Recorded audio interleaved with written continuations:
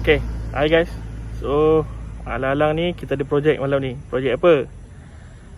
Okay, motor kita pun dah pakai helmet, dah standby. Okay, kita bukan nak pergi mana-mana pun. Kita nak test tengok lampu depan ADV ni dengan lampu LED kan. So, kita nak tengok betul-betul terang tak? Terang dia macam mana level dia. Okay, lepas tu kita tengok high beam dia terang macam mana. Jom, kita jalan malam tengok. Okay, let's go.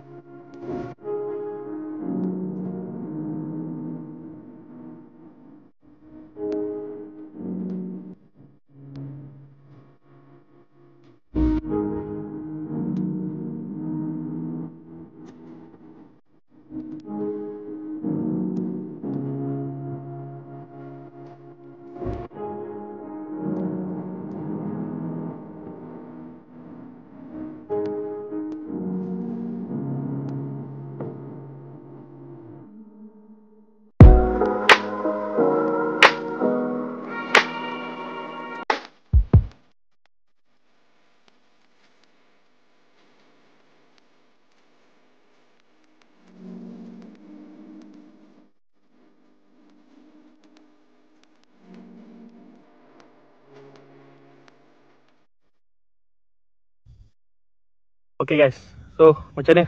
Dia tengok lampu depan ni okey ke tak okey? Kali ni kita tak ada speed lah. Kita jalan pelan-pelan sebab nak tengok lampu depan LED dia okey ke tak okey. So macam mana? Kalau you all ada apa-apa komen kat bawah. Okay, so kalau rasanya perlu ke tak untuk tambah spotlight tambahan ke apa ke, kalau kita nak pakai on the road. Kalau off-road tu lain lah. So kalau on the road, kita tengok tadi daripada lampu bawah dia dengan lampu tinggi dia.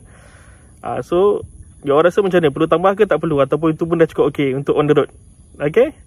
Okay, so itu saja kali ni. Terima kasih penonton.